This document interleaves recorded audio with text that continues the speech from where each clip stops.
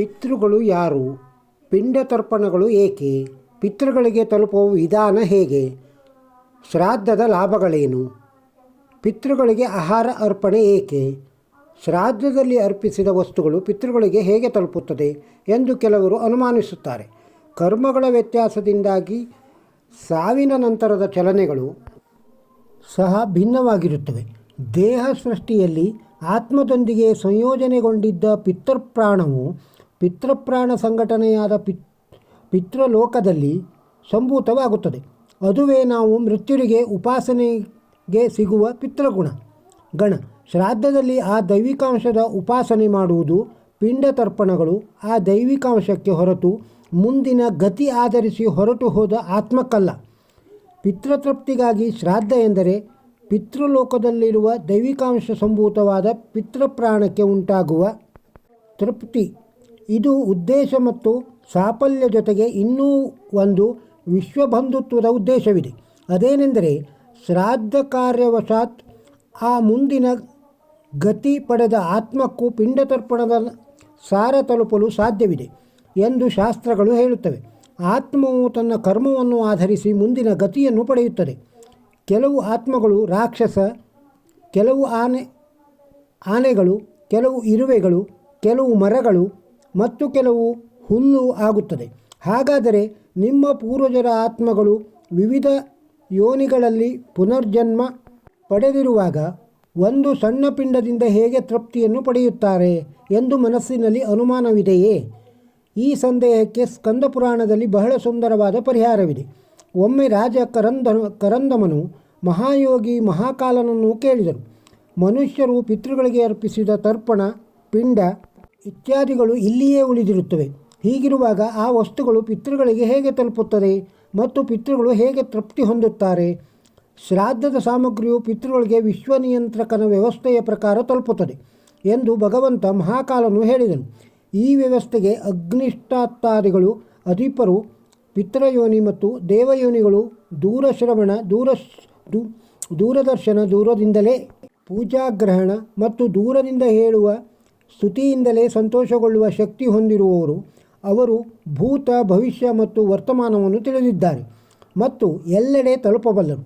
5 ತನ್ಮಾತ್ರಗಳು ಮನಸ್ಸು, ಬುದ್ಧಿ, ಅಹಂಕಾರ ಮತ್ತು ಪ್ರಕೃತಿ. ಈ 9 ಅಂಶಗಳು ಅವರ ದೇಹವನ್ನು ರೂಪಿಸುತ್ತವೆ ಮತ್ತು ಅದರೊಳಗೆ 10ನೇ ಅಂಶವಾಗಿ ಭಗವಂತ ಪುರುಷೋತ್ತಮನು ಅದರಲ್ಲಿ ನೆಲೆಸಿದ್ದಾನೆ. ಆದ್ದರಿಂದ ದೇವತೆಗಳು ಮತ್ತು ಪಿತೃಗಳು ಗಂಧ ಮತ್ತು ರಸ ತತ್ವದಿಂದ ತೃಪ್ತರಾಗುತ್ತಾರೆ, ಶಬ್ದ ತತ್ವದಿಂದ ತೃಪ್ತರಾಗಿರುತ್ತಾರೆ ಮತ್ತು ಸ್ಪರ್ಶ ತತ್ವವನ್ನು ಗ್ರಹಿಸುತ್ತಾರೆ. ಅವರು ಪವಿತ್ರತೆಯಿಂದಲೇ ಪ್ರಸನ್ನರಾಗುತ್ತಾರೆ ಮತ್ತು ವರಗಳನ್ನು ನೀಡುತ್ತಾರೆ. ಪಿತೃಗಳ ಆಹಾರವೆಂದರೆ ಅನ್ನ, ನೀರಿನ ಸಾರ, ಮನುಷ್ಯರ ಆಹಾರವು ಅನ್ನೇತ್ಯಾದಿ ಪ್ರಾಣಿಗಳ ಆಹಾರವು ತೃಣೇತ್ಯಾದಿ. ಹಾಗೆಯೇ ಪೂರ್ವಜರ ಆಹಾರವು ಅನ್ನದ ಸಾರ ತತ್ವ, ಗಂಧ ಮತ್ತು ರಸ. ಆದ್ದರಿಂದ ಅವರು ಅನ್ನ ಮತ್ತು ನೀರಿನ ಸಾರವನ್ನು ಮಾತ್ರ ತೆಗೆದುಕೊಳ್ಳುತ್ತಾರೆ. ಉಳಿದ ಸ್ಥೂಲ ವಸ್ತು ಇಲ್ಲಿಯೇ ಉಳಿದಿರುತ್ತದೆ. ಯಾವ ರೂಪದಲ್ಲಿ ಆಹಾರವು ಪಿತೃಗಳನ್ನು ತಲುಪುತ್ತದೆ? ಹೆಸರು ಮತ್ತು ಗೋತ್ರ ಹೇಳುತ್ತಾ ಅನ್ನ ನೀರು ಇತ್ಯಾದಿಗಳನ್ನು ಪಿತೃಗಳಿಗೆ ನೀಡಲಾಗುತ್ತದೆ. ವಿಶ್ವದೇವತೆಗಳು ಮತ್ತು ಅಗ್ನಿಷ್ಠಾತ್ತರು, ದಿವ್ಯ ಪಿತೃಗಳು ಪೂರ್ವಜರಿಗೆ ಕವ್ಯವನ್ನು ರವಾನಿಸುತ್ತಾರೆ. ಒಂದು ವೇಳೆ ಪಿತೃಗಳು ದೇವಪ್ರಾಣದ ಹುದ್ದೆಯನ್ನು ಪಡೆದುಕೊಂಡಿದ್ದಲ್ಲಿ ಇಲ್ಲಿ ನೀಡುವ ಆಹಾರವು ಅವರಿಗೆ ಅಮೃತ ರೂಪದಲ್ಲಿ ಪ್ರಾಪ್ತವಾಗುತ್ತದೆ. ಅವರು ಗಂಧರ್ವ ಪ್ರಾಣದ ಹುದ್ದೆಯನ್ನು ಪಡೆದುಕೊಂಡಿದ್ದಲ್ಲಿ ಅವರು ಆ ಆಹಾರವನ್ನು ಭೋಗಗಳ ರೂಪದಲ್ಲಿ ಪಡೆಯುತ್ತಾರೆ. ಜಿಂಕೆಯಂತಹ ಪ್ರಾಣಿಯಾಗಿ ಹುಟ್ಟಿದ್ದರೆ ಆ ಅನ್ನವು ಅದಕ್ಕೆ ಒಣ ಹುಲ್ಲಿನ ರೂಪದಲ್ಲಿಯಾದರೂ ಪ್ರಾಪ್ತವಾಗುತ್ತದೆ. ಇದು ನಾಗಪ್ರಾಣದಲ್ಲಿ, ವಾಯುರೂಪದಲ್ಲಿ, ಯಕ್ಷಪ್ರಾಣದಲ್ಲಿ, ಪಾನದ ರೂಪದಲ್ಲಿ, ರಾಕ್ಷಸ ಪ್ರಾಣದಲ್ಲಿ, ಅಮೀಷದ ರೂಪದಲ್ಲಿ, ದಾನವ ಪ್ರಾಣದಲ್ಲಿ, ಮಾಂಸದ ರೂಪದಲ್ಲಿ, ಪ್ರೇತ ಪ್ರಾಣದಲ್ಲಿ, ರುದ್ಧಿದ ರೂಪದಲ್ಲಿ ಮತ್ತು ಮನುಷ್ಯನಾದಾಗ ಆನಂದಿಸಬೇಕಾದ ತೃಪ್ತಿಕರ ಪದಾರ್ಥಗಳ ರೂಪದಲ್ಲಿ ಪ್ರಾಪ್ತವಾಗುತ್ತದೆ. ಕರುವು ತನ್ನ ತಾಯಿಯನ್ನು ಹಿಂಡಿನಲ್ಲಿ ಕಂಡುಕೊಳ್ಳುವಂತೆ ಹೆಸರು, ಗೋತ್ರ, ರಹತ್ಪೂರ್ವಕ ಭಕ್ತಿ ಮತ್ತು ದೇಶಕಾಲಾದಿಗಳ ಸಹಕಾರದಲ್ಲಿ ಕೊಡಲ್ಪಡುವ ವಸ್ತುಗಳ ಸಾರವನ್ನು ಮಂತ್ರ ತರಂಗಗಳು ಪಿತೃಗಳಿಗೆ ರವಾನಿಸುತ್ತವೆ. ಆತ್ಮದ ದೈವಿಕಾಂಶವೆಂಬ ಪಿತೃಲೋಕಗತ ಪಿತೃಪ್ರಾಣಕ್ಕೆ ತಲುಪುತ್ತದೆ. ಜೊತೆಗೆ ಆತ್ಮಿಕಾಂಶವು 100 ಯೋನಿಗಳನ್ನು ದಾಟಿದ್ದರೂ ತೃಪ್ತಿಯು ಅದನ್ನು ತಲುಪುವುದು ನಿಶ್ಚಿತ. ಶ್ರಾದ್ದ ಮಾಡಲು ಶ್ರೀರಾಮನು ನಿಯಂತ್ರಿಸಿದ ಬ್ರಾಹ್ಮಣರಲ್ಲಿ ಸೀತೆಯು ದಶರಥ ರಾಜ ಮತ್ತು ಪಿತೃಗಳನ್ನು ದರ್ಶಿಸಿದಳು. ಶ್ರಾದ್ದಕ್ಕೆ ನಿಮಂತ್ರಿಸಿದ ಬ್ರಾಹ್ಮಣರು ಪಿತೃಗಳ ಪ್ರತಿನಿಧಿಗಳು. ಒಮ್ಮೆ ಪುಷ್ಕರದಲ್ಲಿ ಶ್ರೀರಾಮನು ತನ್ನ ತಂದೆ ದಶರಥನಿಗಾಗಿ ಶ್ರಾದ್ದವನ್ನು ಮಾಡುತ್ತಿದ್ದನು. ರಾಮನು ಬ್ರಾಹ್ಮಣರಿಗೆ ಆಹಾರ ನೀಡಲು ಪ್ರಾರಂಭಿಸಿದಾಗ ಸೀತೆಯು ಮರದ ಹಿಂದೆ ಅಡಗಿದೆಯಂತೆ ನಿಂತಿದ್ದಳು. ಬ್ರಾಹ್ಮಣ ಭೋಜನದ ನಂತರ ರಾಮನು ಸೀತೆಗೆ ಇದಕ್ಕೆ ಕಾರಣವನ್ನು ಕೇಳಿದಾಗ ಅವಳು ಹೇಳಿದಳು, ನಾನು ಕಂಡ ಅದ್ಭುತವನ್ನು ನಿಮಗೆ ಹೇಳುತ್ತೇನೆ. ನೀನು ನಾಮಗೋತ್ರವನ್ನು ಜಪಿಸುತ್ತಾ ನಿನ್ನ ತಂದೆ ತಾತ ಮೊದಲಾದವರನ್ನು ಆಹ್ವಾನ ಮಾಡಿದಾಗ ಅವರು ಬ್ರಾಹ್ಮಣರ ದೇಹದಲ್ಲಿ ನೆರಳಿನ ರೂಪದಲ್ಲಿ ಇಲ್ಲಿ ಪ್ರತ್ಯಕ್ಷರಾಗಿದ್ದರು. ಆ ಬ್ರಾಹ್ಮಣರ ದೇಹದಲ್ಲಿ ನನ್ನ ಮಾವ ಮತ್ತು ಇತರ ಪಿತೃಗಳನ್ನು ನಾನು ನೋಡಿದೆ. ಆಗ ನಾನು ಮರ್ಯಾದೆಯನ್ನು ಉಲ್ಲಂಘಿಸಿ ಆ ಸ್ಥಳದಲ್ಲಿ ನಿಂತಿರುವುದು ಸರಿಯೇ? ಹಾಗಾಗಿ ನಾನು ಹಿಂದೆ ಸರಿದು ಮರದ ಬದಿಯಲ್ಲಿ ನಿಂತೆ. ತುಳಸಿಯೊಂದಿಗೆ ಪಿಂಡಾರ್ಚನೆಯನ್ನು ಮಾಡಿದಾಗ ಪಿತೃಗಳು ಪ್ರಳಯ ಪರ್ಯಂತ ತೃಪ್ತರಾಗಿರುತ್ತಾರೆ. ತುಳಸಿಯ ಗಂಧದಿಂದ ಸಂತಸಗೊಂಡು ಗರುಡನ ಮೇಲೆ ಕುಳಿತು ವಿಷ್ಣು ಲೋಕಕ್ಕೆ ಹೋಗುತ್ತಾರೆ.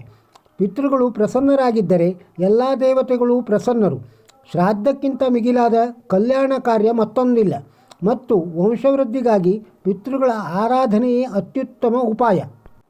ಶ್ರಾದ್ದ ಕರ್ಮದಿಂದಾಗುವ ಲಾಭಗಳೇನು?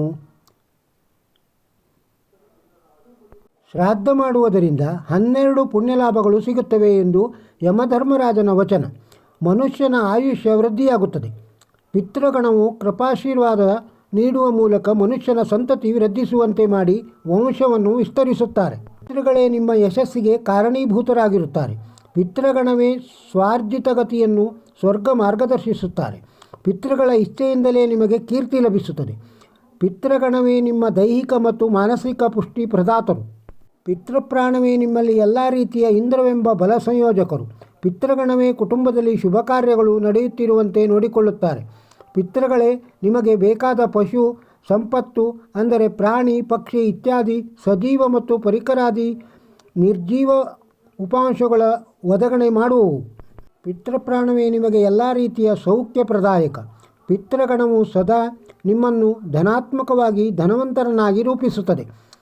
ಪಿತೃಕೃಪೆಯಿಂದಲೇ ನಿಮ್ಮಲ್ಲಿ ಧಾನ್ಯ ಸೃಷ್ಟಿ, ಧಾನ್ಯ ಬೆಳೆ, ಧಾನ್ಯ ಸಂಗ್ರಹ, ಧಾನ್ಯ ಸಂಗ್ರಹಣೆ ಪ್ರಾಪ್ತವಾಗುವುದು. ಶ್ರದ್ಧಾಪೂರ್ವಕ ಶ್ರಾದ್ದವನ್ನು ಮಾಡುವವರ ಕುಟುಂಬದಲ್ಲಿ ಯಾವುದೇ ಕ್ಲೇಶಗಳು ಉಂಟಾಗುವುದಿಲ್ಲ. ಶ್ರಾದ್ದಕರ್ತೃವು ಇಡೀ ಜಗತ್ತನ್ನು ತೃಪ್ತಿಪಡಿಸುತ್ತಾನೆ. ಈ ವಿಷಯ ನಿಮಗೆ ಇಷ್ಟವಾಗಿದ್ದರೆ ಒಂದು ಲೈಕ್ ಕೊಡಿ, ಇತರರಿಗೂ ಶೇರ್ ಮಾಡಿ. ನಮ್ಮ ಚಾನಲ್ಗೆ ಇನ್ನೂ ಸಬ್ಸ್ಕ್ರೈಬ್ ಆಗದೇ ಇದ್ದರೆ ಸಬ್ಸ್ಕ್ರೈಬ್ ಆಗಿ. ಹೆಚ್ಚಿನ ವಿಡಿಯೋಗಳಿಗಾಗಿ ಈ ಚಾನಲ್ಗೆ ಫಾಲೋ ಮಾಡಿ. ನಮಸ್ಕಾರ.